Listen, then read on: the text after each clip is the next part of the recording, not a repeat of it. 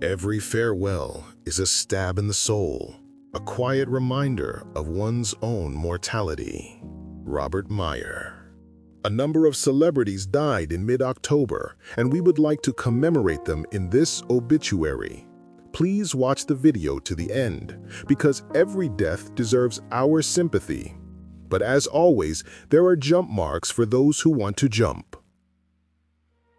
Ed Williams brought laughter to millions through his portrayal of the endearingly eccentric forensic scientist Ted Olson.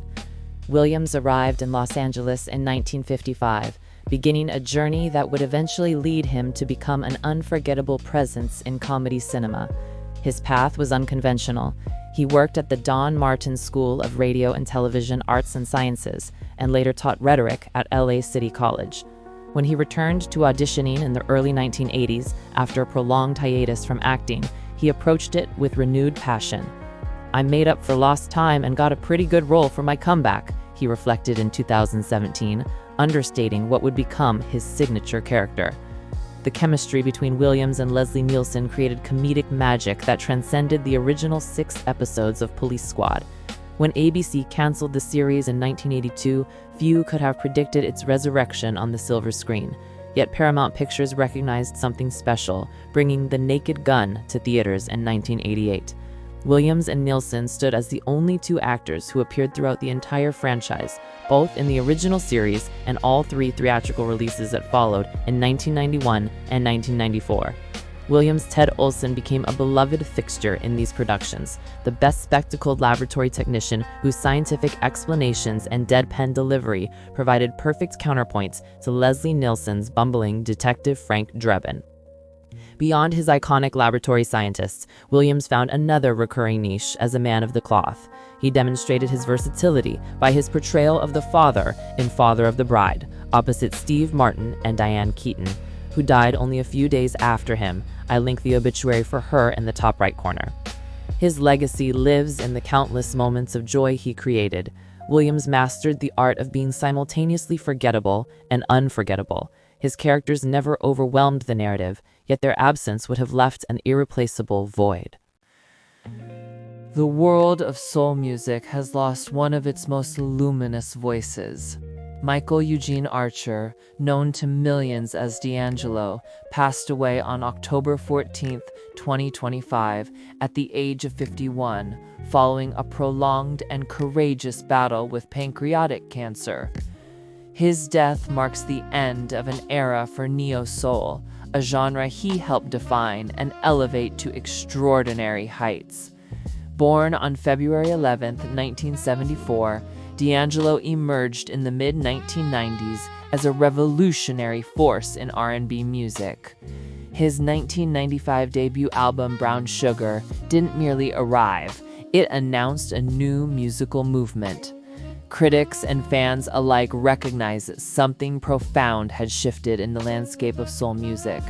The album's blend of classic soul sensibilities with contemporary production created a template that countless artists would follow, earning platinum certification and establishing D'Angelo as neo-soul's architect.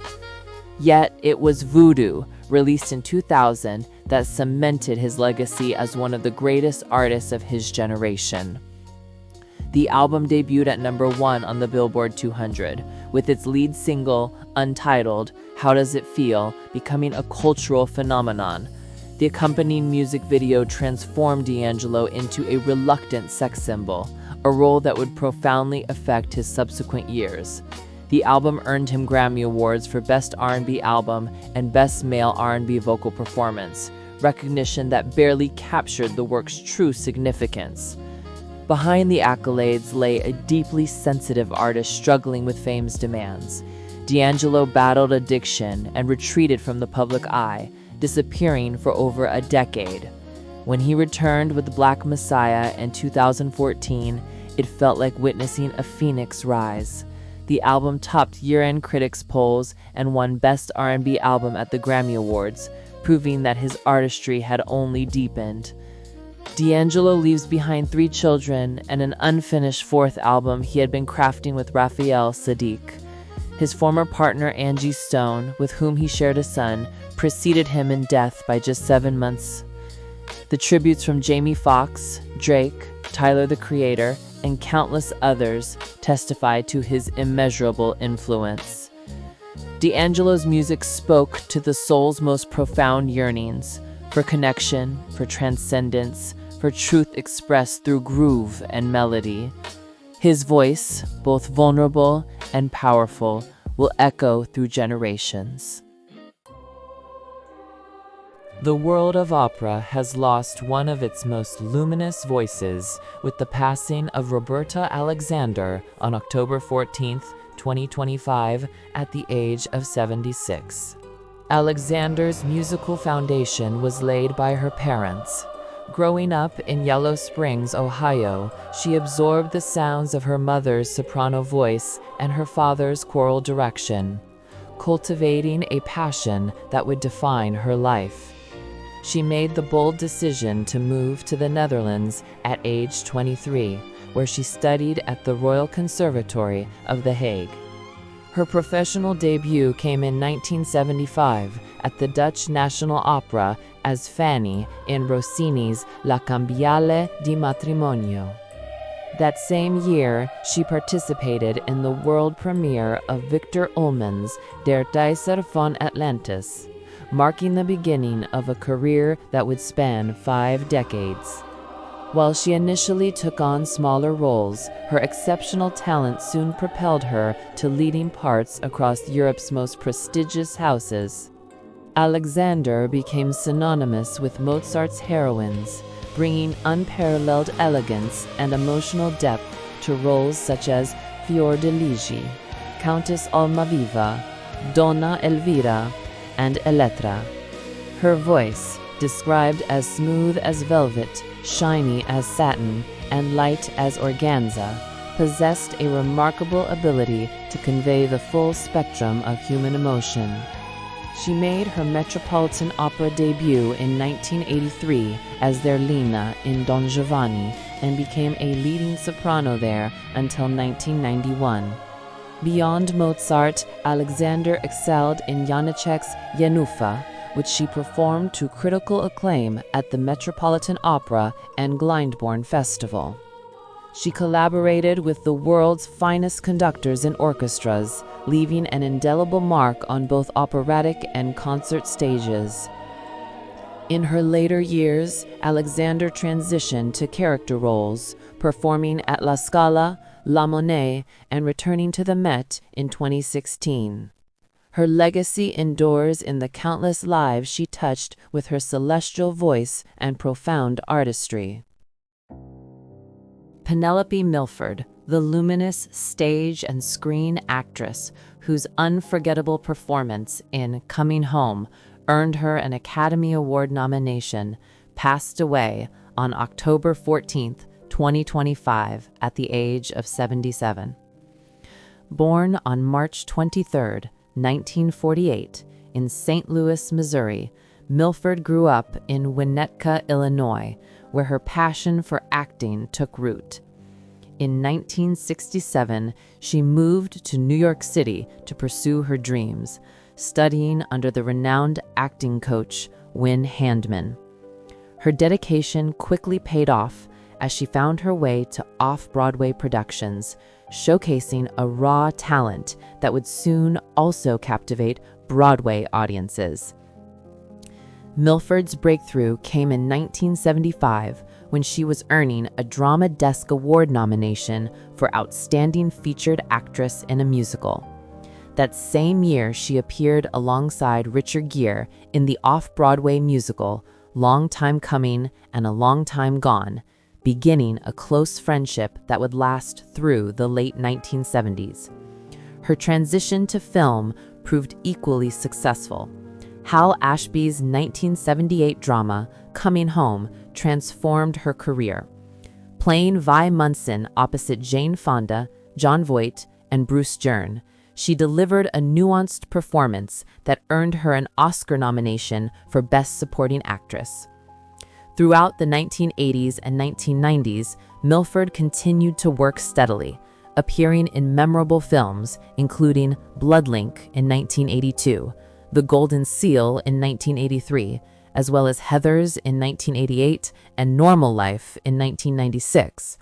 Her television work was equally impressive, with notable performances in Emmy Award-winning productions such as The Oldest Living Graduate and Rosie, the Rosemary Clooney Story.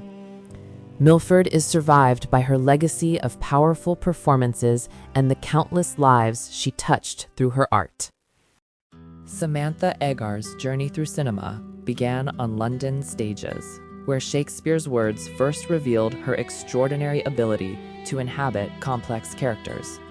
Born Victoria Louise Samantha Marie Elizabeth Therese Eggar on March 5, 1939, in Hampstead, she carried within her a richness reflected in her very name: British father, Dutch-Portuguese mother, and a spirit that would eventually claim 2 continents as home.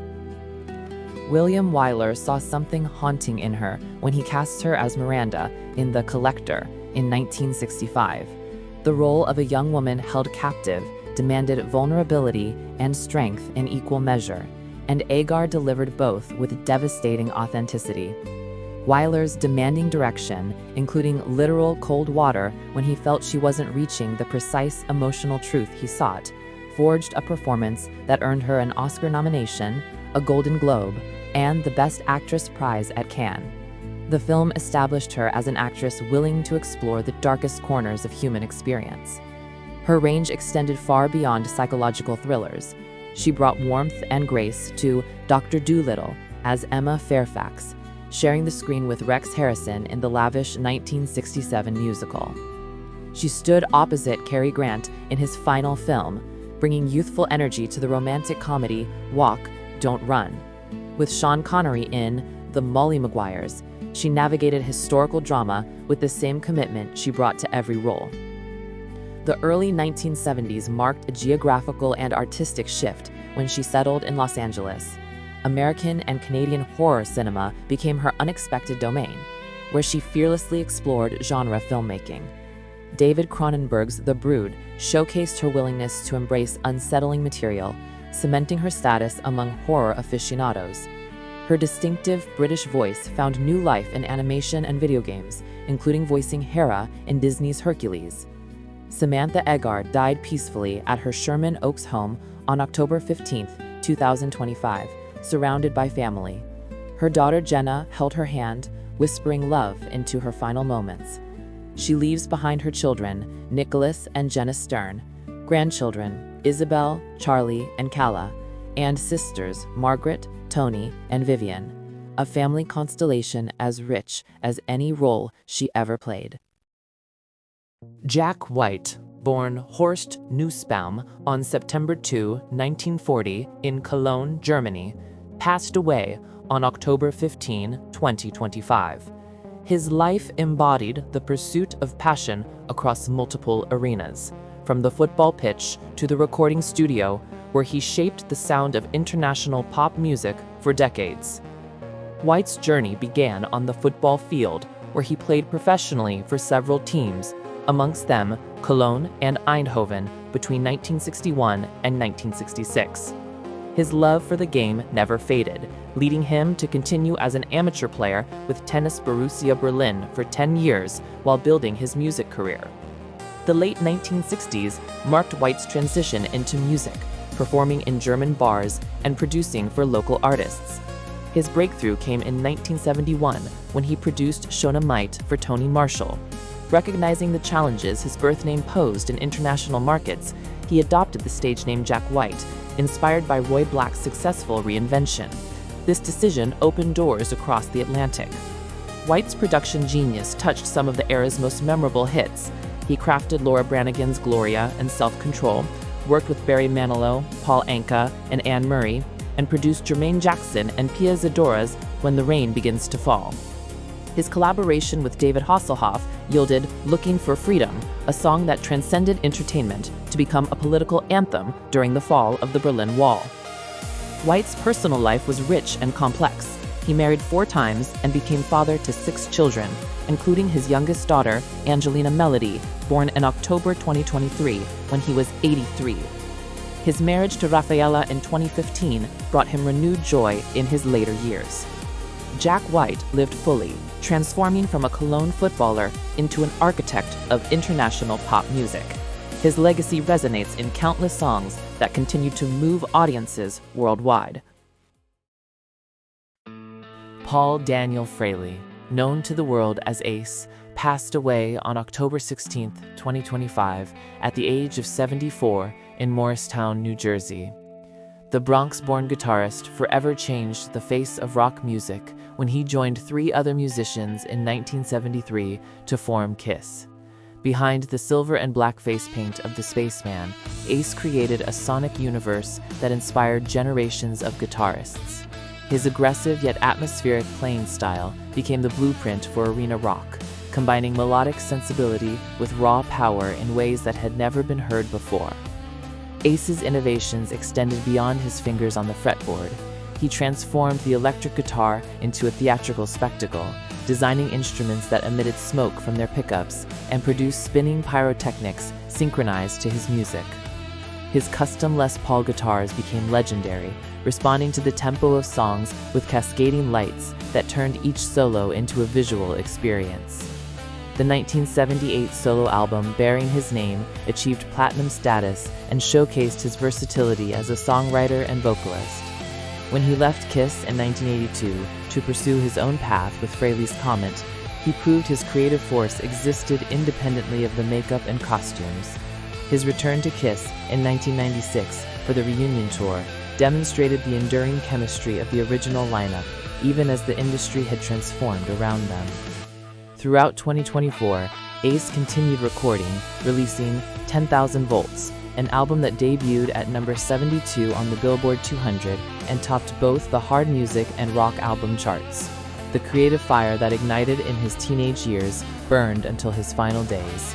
He was preparing material for Origins Volume 3 when tragedy struck in September 2025 as he fell twice in his home studio. Gene Simmons and Paul Stanley remembered their former bandmate as an essential and irreplaceable rock soldier during some of the most formative, foundational chapters of the band and its history. His induction into the Rock and Roll Hall of Fame in 2014 formalized what fans had always known: Ace Frehley's contributions to rock music were immortal. Klaus Doldinger's journey through music began in war-torn Berlin and Vienna, where a young boy discovered the transformative power of sound amid the chaos of a fractured world. His path led him through the halls of the Robert Schumann Conservatorium in Dusseldorf, where piano gave way to clarinet, and eventually to the saxophone that would become his signature voice. In 1960, at just 24 years old, he received an honorary citizenship of New Orleans during his first American tour, a testament to how his artistry transcended borders and spoke a universal language. His founding of Passport in 1971 marked a pivotal moment in European jazz fusion. Through countless performances across 50 countries and over 4 decades, Doldinger remained committed to musical exploration. Each phase of his career revealed an artist unafraid to evolve, to blend traditions, and to discover new territories of expression. The haunting submarine depths of Das Boot resonated with audiences worldwide in 1981, cementing Doldinger's reputation as a composer who could capture atmosphere and emotion with extraordinary precision. His ability to translate visual narratives into musical language extended through decades of television and film work. The iconic Tatort theme became part of Germany's cultural DNA, heard by millions every Sunday evening. The Never-Ending Story was another international success and transported listeners to fantasy realms. Beyond the accolades and commercial success lay a musician's musician, someone who understood that technical mastery served deeper purposes. His 2,000 compositions and 50-plus recordings document a lifelong conversation with his instrument. Klaus Doldinger departed this world on October 16, 2025, leaving behind a legacy that will be remembered.